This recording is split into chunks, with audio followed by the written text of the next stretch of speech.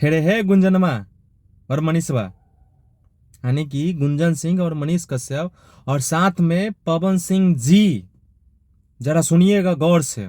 बहुत अच्छी बात है कि सब लोग चुनाव के मुंड में हैं और सबको जहां से उम्मीद था, आशा था, विश्वास था, वहां से लात मार के भगा दिया गया है।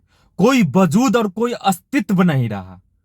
और ऐसे लोगों के साथ वैसा ही होना चाहिए जो मनुवादी सोच के हैं, जो समाज को तोड़ने का, समाज को लड़ाने का, समाज को बर्बाद करने का काम करते हैं। पहले पवन सिंह जी को लेके बोलेंगे। हालांकि गाना बहुत अच्छा गाते हैं, भोजपुरी इंडस्ट्री में है, लेकिन भोजपुरी इंडस्ट्री के लिए, भोजपुरी कलाकार के लिए, भोजपुरी में जो नए कलाकार आते हैं उसके लिए कोई इनका योगदान नहीं रहा है, 0% का भी। भोजपुरी के फ्यूचर के लिए, भोजपुरी के भविष्य के लिए कोई भी चीज का मांग नहीं किए सरकार से, और ना कुछ करने वाले हैं भविष्य में। नॉलेज 0 है।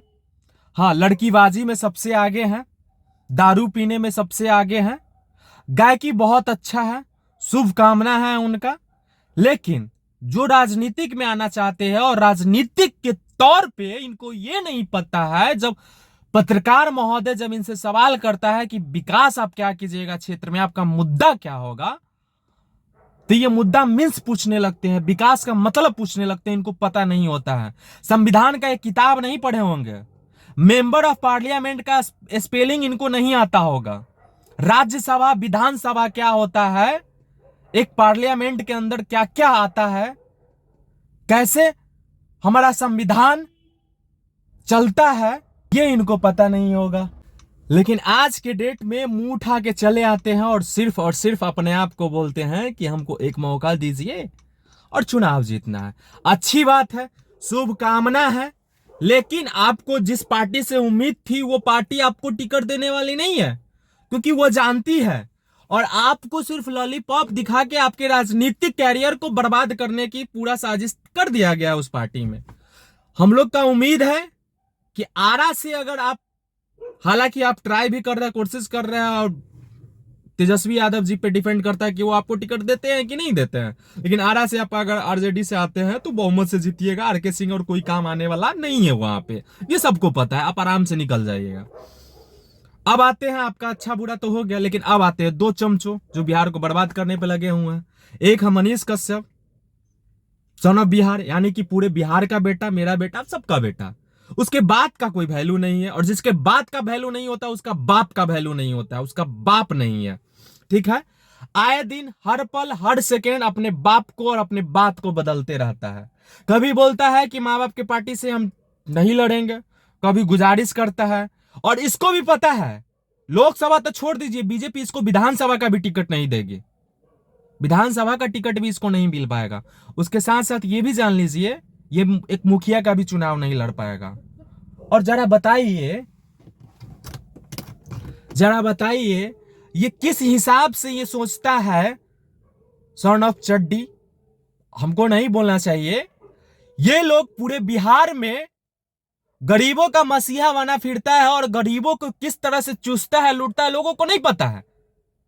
ये और गुंजन सिंह मिल के पटना में वृद्धाश्रम खोलता है, और वृद्धाश्रम के माध्यम से कितने पैसा का हेरा फेरी करता है, और वहां के महिलाओं के साथ क्या दुर्भाग्य होता है, ये आज कोई दिखाने वाला नहीं है, कोई बोलने वाला नहीं है।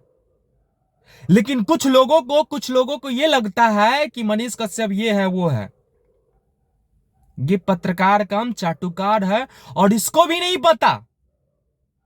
पहले इसको संविधानी अधिकार पढ़ना चाहिए, संविधान क्या है पढ़ना चाहिए। हमारे संविधान में अभी तक संशोधन हुआ है, संविधान बनने के बाद ये सब कुछ नहीं पता होगा। समीकरण के हिसाब से ये सोचता है कि आरजेडी से हमको टिकट मिल जाएगा और हम चुनाव जीत जाएंगे। आज तेजस्वी यादव जी दिख रहे हैं इनको, तेजस्वी यादव जी, उसके जैसे जैसे हजारों पड़े बड़े हैं आरजेडी में, और मनीष कश्यप के जैसे को आरजेडी पार्टी में एक प्रखंड उपाध्यक्ष तक का भी जगह नहीं है, और संसद का टिकट के लिए तब बात दूर की बात है महाराज। अब आते हैं गुंजन सिंह पे। ये वही गुंजन सिंह है जो भोजपुरी के कलाकारों को, भोजपुरी के भाषा को, भोजपुरी को गाने को अमर्यादित बदनाम करके बेटी बहन के नाम पे गाना गा के बेटियों के साथ, समाज के साथ, भोजपुरी इंडस्ट्री के अनेकों लड़कियों को जिंदगी तबाह करने का काम किया है। और इसको लगता है कि नवादा लोकसभा क्षेत्र से ये मेहनत कर रहा था और बार बार ये बोलता है, जरा लोग इससे पूछे नवादा के लोग, बार बार बोलता है कि नवादा में बाहर के लोग आते हैं, टिकट लेते हैं और चुनाव लड़ते हैं और जीतते हैं और फिर चला जाते हैं। कौन लोग लड़ते हैं, कौन आते हैं, कौन पिछले कुछ सालों से राज कर रहे हैं नवादा में, किसके पार्टी से आते हैं, ये कभी कोई पूछा है? गिरिराज सिंह तो आके वादा करके गए थे कि नवादा में मेडिकल कॉलेज देंगे। कितना बार गुंजन सिंह गिरिराज सिंह के सामने जाके चिल्ला के बोला है कि आपने मेडिकल कॉलेज का वादा किया था, आपने क्यों नहीं दिया नवादा लोकसभा क्षेत्र को, नवादा को विकास क्यों नहीं किया? कितना बार भारतीय जनता पार्टी से यह बात पूछता है गुंजन सिंह कि नवादा के लिए आप क्या किए? नवादा से आपका एनडीए का कैंडिडेट हमेशा जीतते आया है और अभी भी एनडीए का ही कैंडिडेट चंदन सिंह है। और उसी पार्टी से ये उम्मीद जाता रहे कि हमको टिकट मिले और नवादा से लड़े और जनता समझ रहे हैं कि ये विकास कर लेंगे। जनता को पता है कि ये कुछ नहीं कर पाएगा। ये वही है जो संस्कृति में पिटाया करता था, संस्कृति में लड़की छेड़ने के नाम पे पिटाया था पटना के संस्कृति मैरिज गार्डन में। ये वही है जो राजगीर में पिटाया था दूसरे लड़की के साथ राह चलते लड़की को बोलने पे। ये वही है कि बनारस में पिटाया था गुंजन सिंह। कहां नहीं पिटाया है?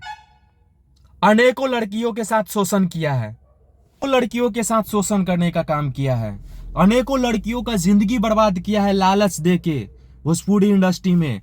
और 4-5 चीज ये रट लिया है चैनलों पे और बोलता है कि केंद्रीय विद्यालय, फलना विद्यालय, चिलना विद्यालय हम करवाएंगे। इसके अलावा भी केंद्र के फंड आता है एक लोकसभा क्षेत्र में, इसके अलावा भी काम होता है। वो भी पढ़ लिया करता। जब एक बार बोले थे कि मेंबर ऑफ पार्लियामेंट का अगर स्पेलिंग बता दोगे तो चुनाव लड़ने लायक हो जाओगे, और 2-4 को रट्टा लगवा लिए हो और सीख लिए हो, वही चीज बोलते हो। उसके अलावा भी होता है। हम बोले ना अभी कि तुम लोग को यह भी नहीं पता होगा कि विधान परिषद और विधानसभा क्या होता है, लोकसभा और राज्यसभा क्या होता है, किसके तहत राज्यसभा को में चुना जाता है, किसके तहत विधानसभा में चुना जाता है, विधान परिषद में चुना जाता है, एमएलसी, एमएलए, एमपी, सबका फुल फॉर्म भी नहीं पता होगा तुम लोग को। आए हो चुनाव लड़ने के लिए। जनता का भविष्य, ऐसे भी बिहार के जनता का भविष्य खराब है। और बिहार के जो वर्तमान में जो नेता है और जो 15 साल से राज कर रहे हैं, बर्बाद कर दिए हैं। 17 महीना में अगर तेजस्वी प्रसाद यादव जी आए हैं और कुछ किए हैं तो उसको तुम लोग धूमिल करने की कोशिश मत करो।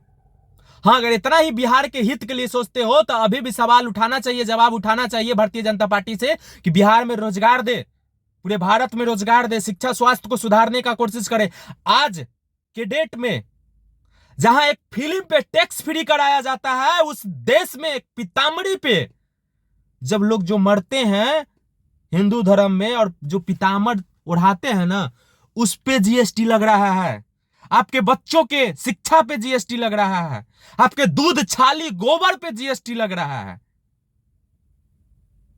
लेकिन आपको मंदिर में और तीर्थ यात्रा में आपको पूरा फ्री और फंड दिया जाता है।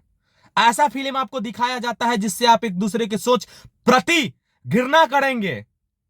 जातीय समीकरण, धर्म समीकरण को बिगाड़ने का और लड़ाने का प्रयास किया जाता है। कभी भी एकता का संदेश ये लोग नहीं देते हैं। ऐसे पार्टी का कभी समर्थन नहीं होना चाहिए। समझिए ये सब चीज को कि कैसे लोगों को जिताना है, कैसे लोगों को टिकट देना है। और कुछ लोग जो चर्चा कर रहे हैं वो चर्चा बंद कर दीजिए। ये तीनों लोग बिहार के भविष्य नहीं, बिहार के अंधेरा का डूबता हुआ एक चिराग है जो डूब रहा है और ये सोच रहा है कि इसको आरजेडी इसको नैया दे दे और ये पार हो जाए, तो ये कतई संभव नहीं है। बाकी सबको दिल से धन्यवाद। ऐसे ही अपने भाई को ढेर सारा प्यार देते रहिए, सपोर्ट करते रहिए। और जो सही बात है, हर किसी को लोकतंत्र है। आज सोशल मीडिया का जमाना है, सोशल मीडिया पे कहीं पे भी आके बोलिए और अपनी बातों को रखिए कि लोगों को पता चले कि क्या सही है और क्या गलत है। ये बोलिए, बताइए। ये वही गुंजन सिंह है, ये वही समाज से आता है, वही नवादा में जब गरीब परिवार के बहुजन समाज के कोई बेटा कोई बेटी चप्पल पहन के चल जाया करता था तो उसका चप्पल उतरवा दिया जाता था।